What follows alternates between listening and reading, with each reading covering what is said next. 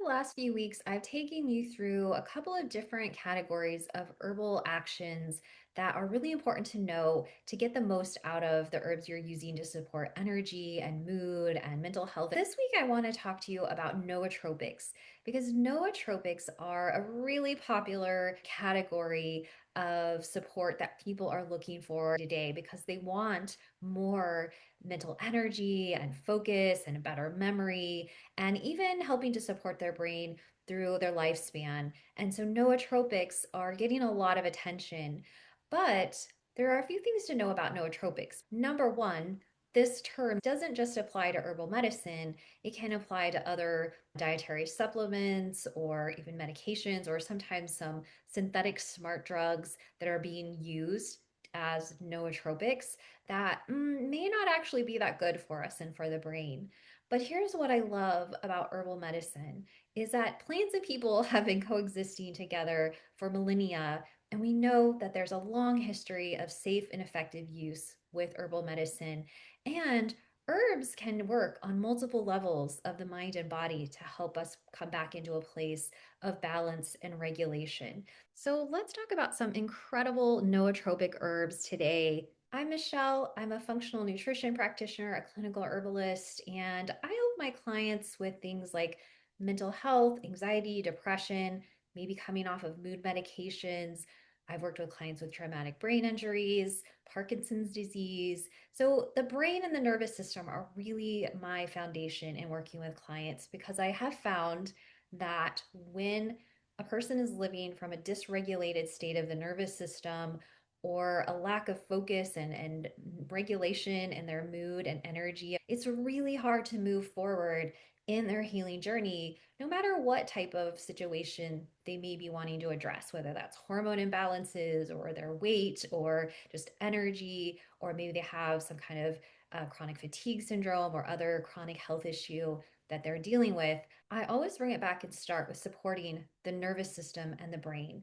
And so today I want to share with you how nootropics can be an amazing place to start to help you get more regulation and focus, whether you are an aspiring herbalist or a health practitioner already working with herbal medicine with your clients, or you're here for your own healing journey.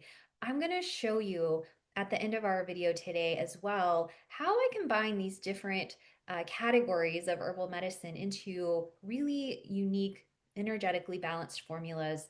I also have a free herbal decision tree, which you can download below. This is going to show you how to choose the right herb or herbs based on specific ways that energetic imbalances are showing up for you, whether that's anxiety or depression or low energy or brain fog or what have you. So make sure you grab that so you know where to get started and know which herbs to use to support your own healing journey. Okay, let's start out by talking about nootropics and why they're so popular right now and what they actually do, because everyone seems to be reaching for things like nootropic herbs or supplements in order to have more focus and brain energy, improve memory, have more just. But one of the mistakes I see a lot of people making with all kinds of nootropics is that they're using them to try to just force themselves to get more things done and have more brain energy, right? And if you're just using an herb or any other type of supplement in order to push yourself to work harder, ignore the signals that your body needs a break and needs to take a rest, and not really tuning into the energetic imbalances that are showing up, you're probably not going to get the best results.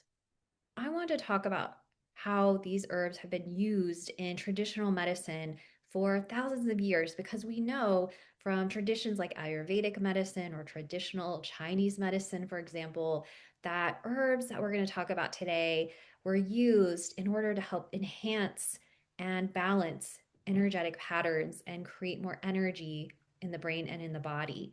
And in Ayurvedic medicine, herbs that were rejuvenatives for the mind or tonic herbs for enhancing mental focus and energy were called medhya rasayanas.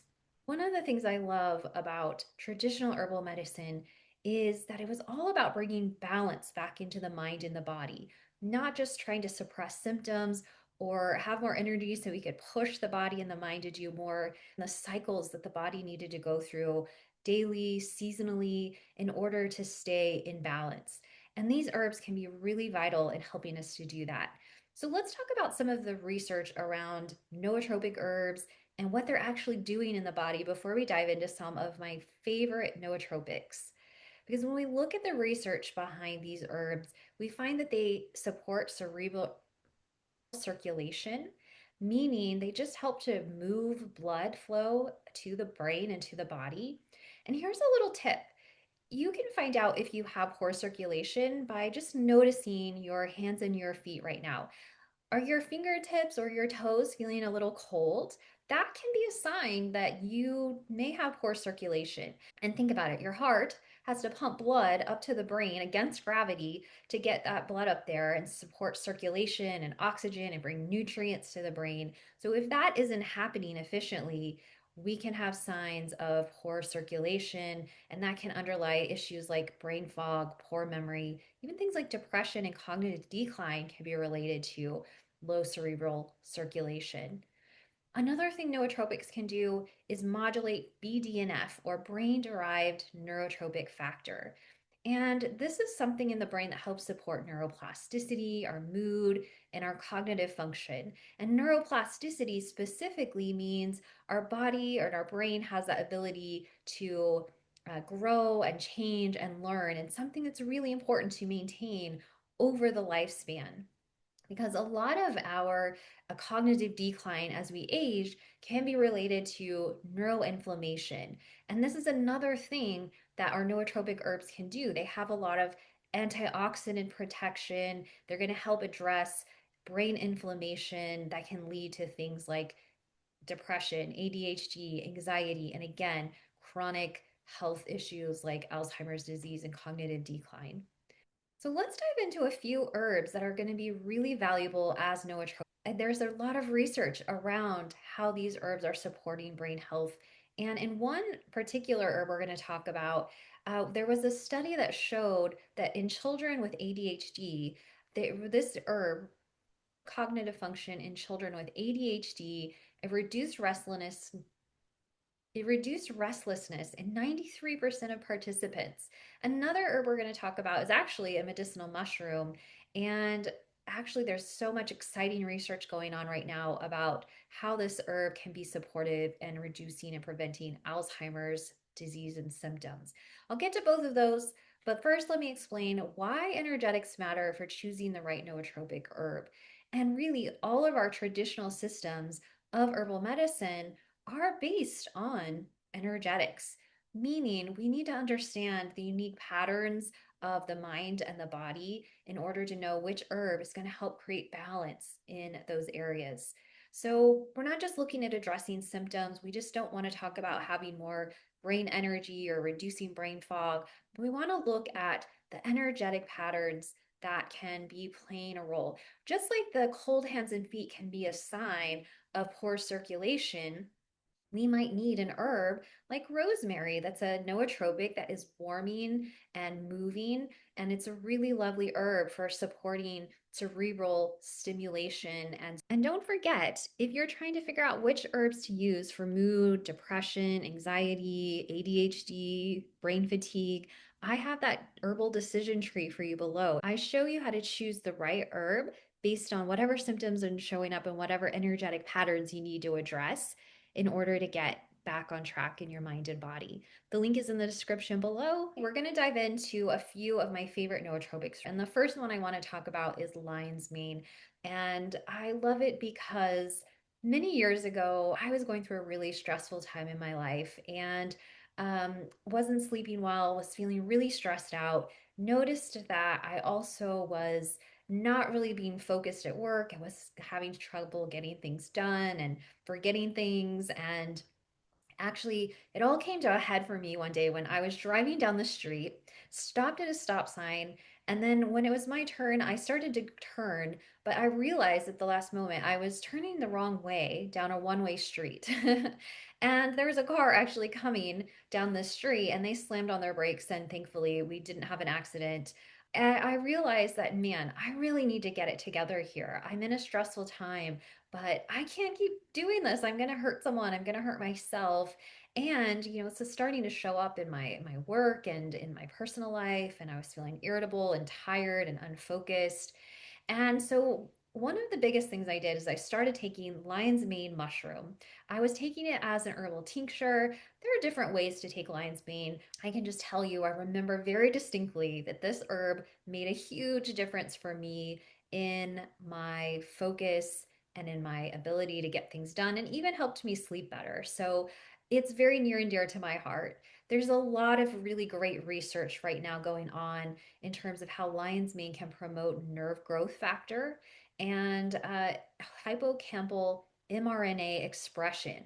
All of that just means it's helping the brain to grow and change and work in ways that are positive for your health, your energy, and your focus. It can enhance cerebellar cell development and myelogenesis.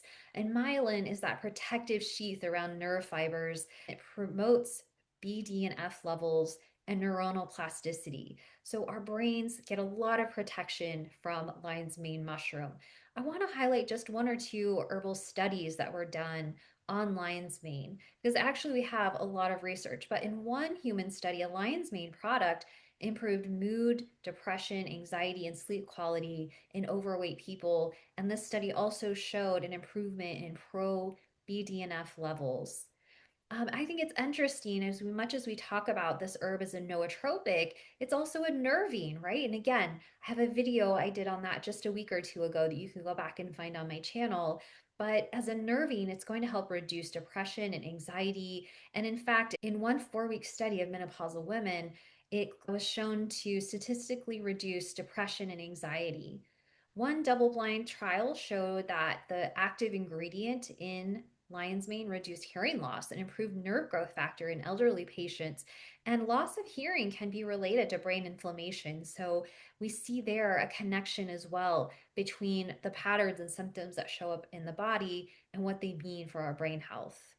Because medicinal mushrooms and nootropics are so popular right now, you're going to find a lot of different herbal products on the market. I would definitely look for one that contains the mycelial extract because that's where you're going to get the active ingredient, the erinacines, that are going to be supportive of brain health.